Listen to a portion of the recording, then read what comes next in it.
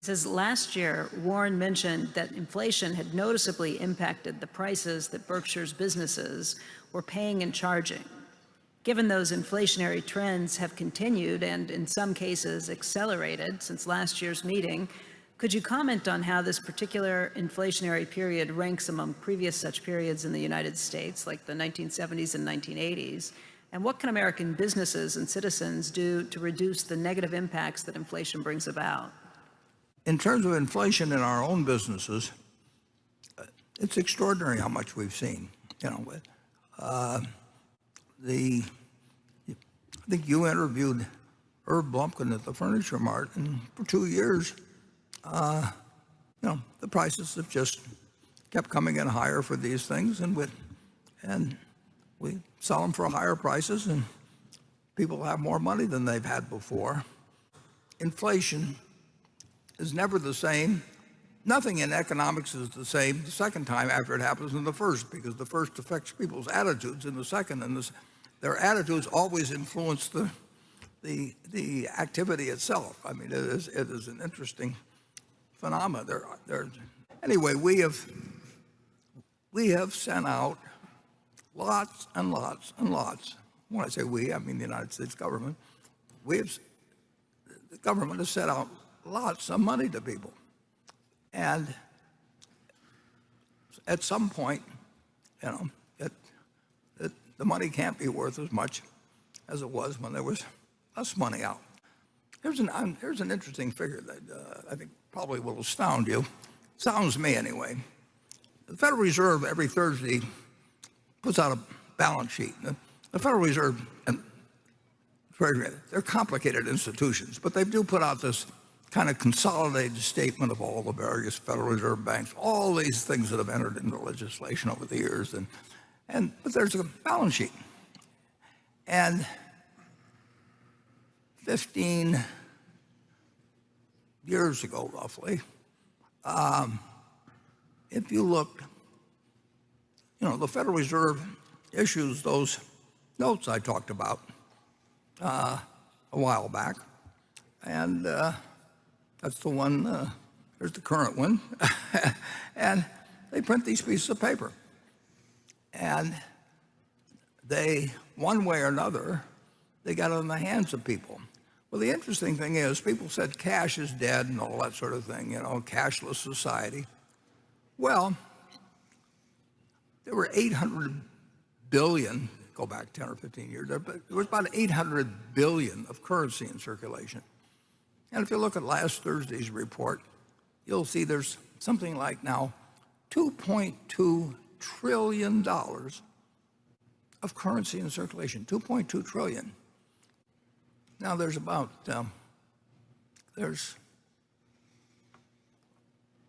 330 million people in the United States. Let's look at it that way.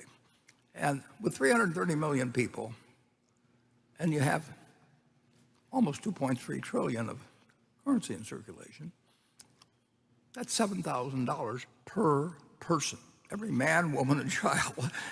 Now, while you're absorbing that, think for a moment what would happen if the U.S. government said, well, they work it out in private, and they decide that they're going to send Federal Reserve, and I'm not going to blame the Federal Reserve for this. Somebody back in Washington decides they're going to send out $1 million to every household in the United States. And there are 130 million households in the United States or something like that, and they're going to mail you $1 million in cash. And there were a couple of provisions attached to it. One is, if you talked about it in the next 30 days, the money disappeared. So it was like in one of those old TV shows or something, and poof, disappears. And after 30 days, you could spend it.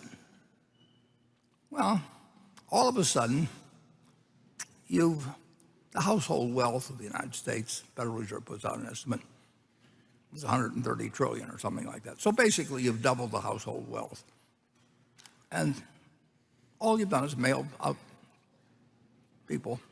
But then you don't tell them you're doing it with everybody. You just say they won the lottery or whatever it may be. Well, what's going to happen? Well, prices are going to go up. But are they going to go up immediately? Well, you don't know the other guy got it. You just know you've got it. So you don't really feel like you got to rush out and buy things. But as soon as word gets around, it affects prices. It has to affect prices. If you had 10 times as much, if you went home and you had 10 times the net worth you had yesterday, but everybody else did the same thing, doesn't increase the amount of bread in the economy or the number of cars. It just means that the price, the value of this is going to go down, and its purchasing power, you can't buy more than exists.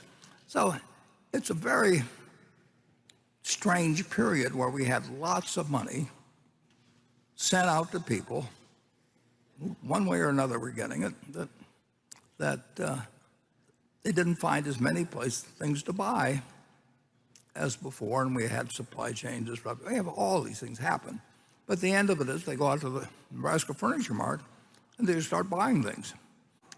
And they don't wait for sales. When they walk in the store, they're going to walk out and they're going to have bought something, and they pay for it. They got the money.